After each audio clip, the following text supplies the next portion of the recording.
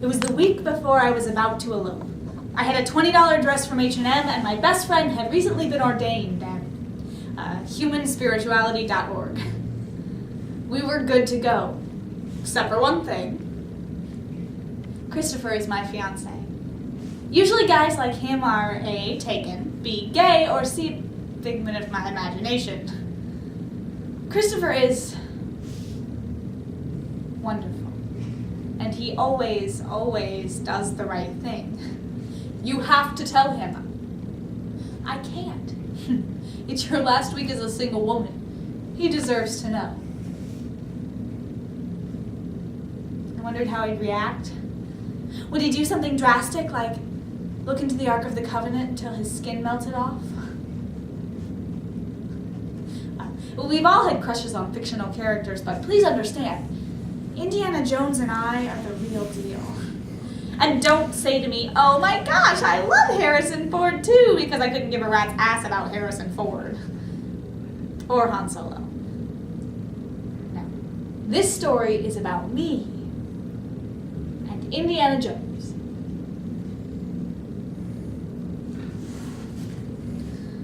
My first crush was on Aladdin, and I was devastated when he ran off with that tramp, Jasmine.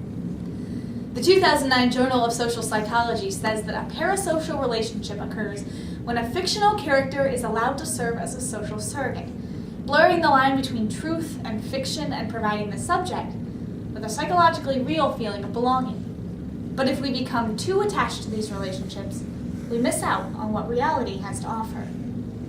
It seems our time has run out, Dr. Jones, by Megan Stielstra.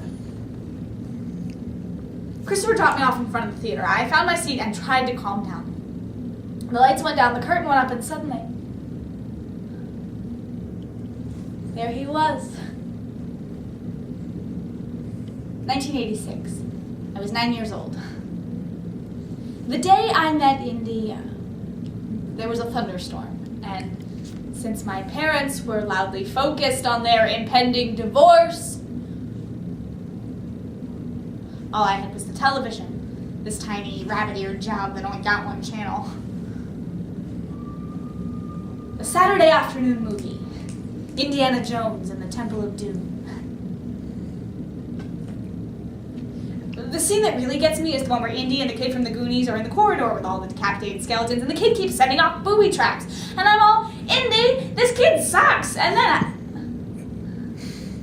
I know you'll think I'm crazy, but I swear.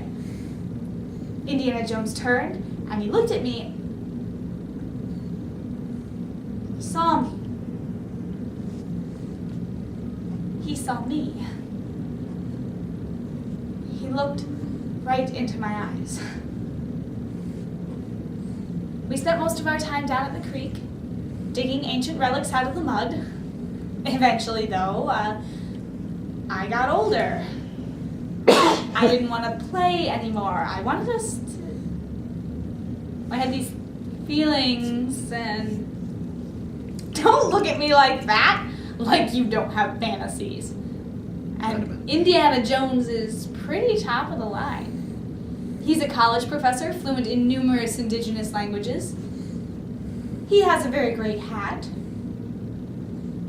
And whenever I've needed him, he's always been there. Valentine's Day, 1995. My boyfriend, Ricky, had green hair. Anyway, we had this discussion about how Valentine's Day is sap-ass corporate social conditioning. I believe his exact words were, Cupid can suck my dick. He was so cool. So we spent Valentine's Day in a laundromat in Ypsilanti, Michigan. I was pairing his socks when out of the blue, I'm out of here tomorrow. Out of where? Ypsilanti, there's nothing here for me. At this point, I stopped pairing the socks. I'm here. Yeah. About that.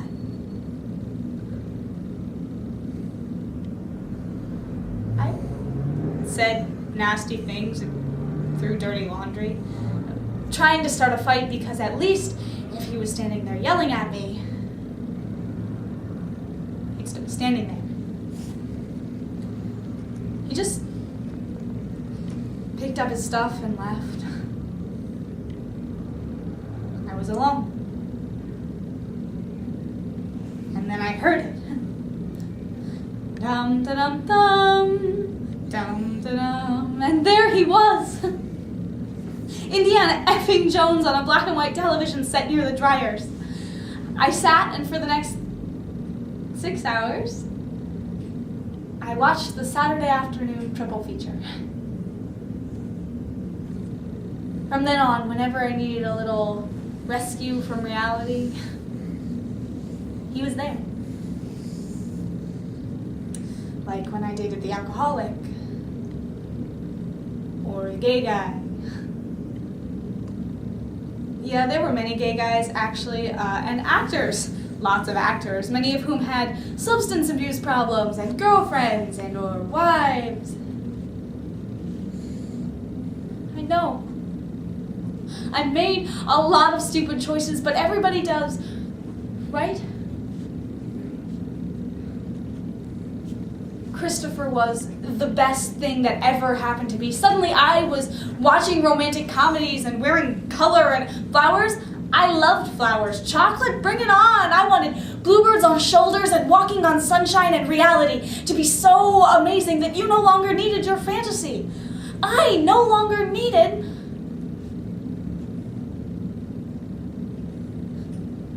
my fantasy.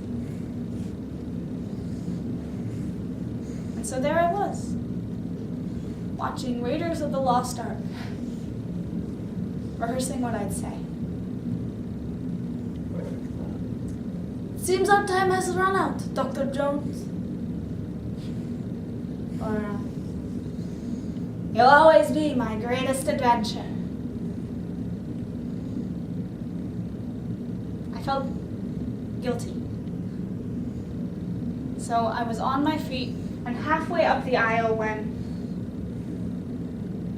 I heard him. My Indy. Staring down at me.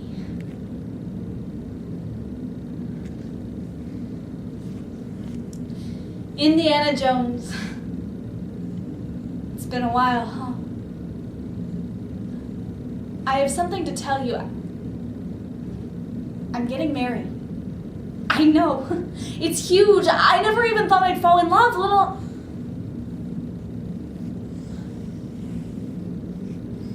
I didn't know what else to say.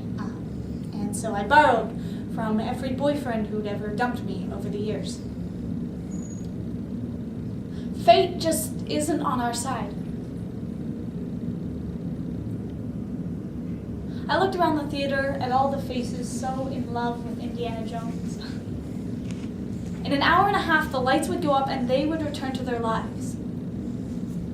This time, I needed to do the same. Indiana, there's a whole world for me out here, and there's one for you in there. Turn around. Look. He did. And then, as Indy rescued the girl and foiled the Nazis, found the treasure and saved the world, I turned and walked out of the theater. You see, I didn't need theme music and explosions anymore.